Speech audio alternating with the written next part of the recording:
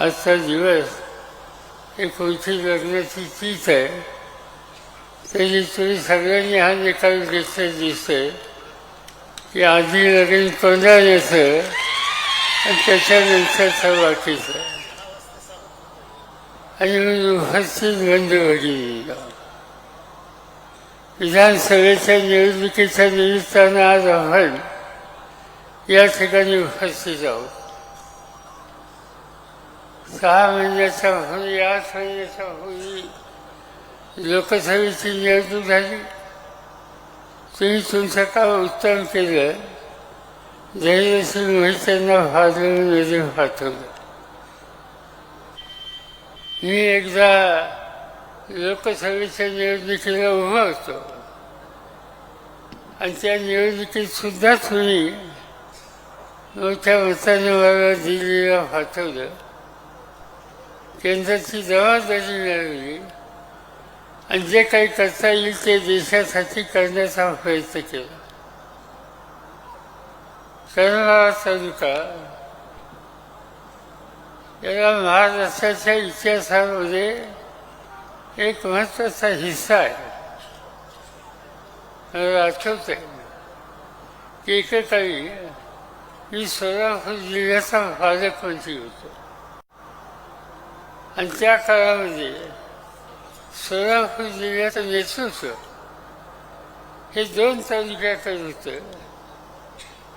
एक कर्नाळा तालुका नामदेवरावजी जगताप यांच्या नेतृत्वाखाली आणि दुसरा माळशिरस तालुका स्वर्गीय शंकररावजी मोहिते पाटील यांच्या नेतृत्वाखाली.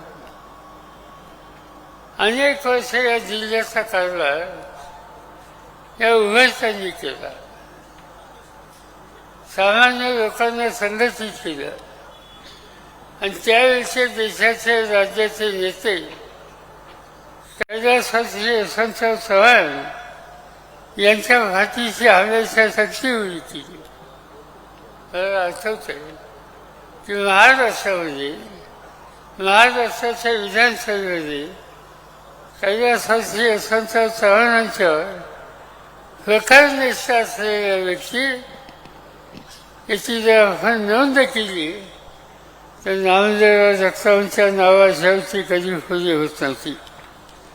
आणि नेतृत्व स्वीकारलं तर त्याला साथ द्यायची, त्याच्या तडजोड करायची नाही, ही भूमिका कर्नाळा तालुक्याने नेहमी घेतलेली होती.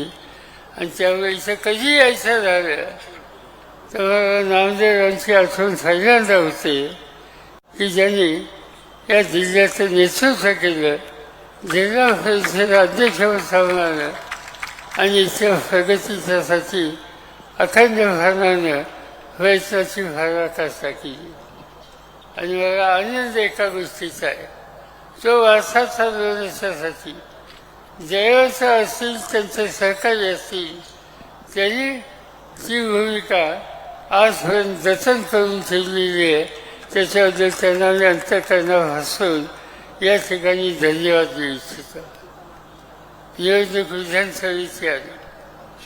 लोकसभेच्या निवडणुकीमध्ये त्याच्या आधी महाराष्ट्राची स्थिती चांगली नव्हती, पण लोकसभेची निवडणूक आल्याच्या नंतर आम्ही विविध पक्षाच्या नेत्यांना एकत्र केलं आणि त्याला सामोरं जायचा निकाल घेतला. महाराष्ट्रामध्ये एकंदर 48 खासदारांच्या जागा होत्या. आम्ही विरोधकांची एकी केली, निवडणुकीला सामोरं गेलो. 48 पैकी तुम्ही लोकांनी 31 जागा आम्हाला लोकांच्या खासदार दिल्या आणि एक मोठा विजय देशाच्या भाजपाच्या निवडणुकीमध्ये करण्याच्या संबंधीचा इतिहास तुम्ही लोकांनी घडवला होता. दिल्लीमध्ये बहुमत आम्हाला मिळालं नाही. आमची इच्छा होती की बहुमत मिळावं, पण ठीक आहे, नाही मिळालं तरी या राज्यातनं 30 खासदार हे जे तुम्ही निवडून दिले त्या 30 खासदारांच्या सत्तेवर आणि महाराष्ट्राच्या अनेक प्रश्नाची सोडवणूक करण्यासाठी तुम्ही दिलेल्या खासदारांच्या शक्तीचा आम्ही आज त्या ठिकाणी उपाय करतो.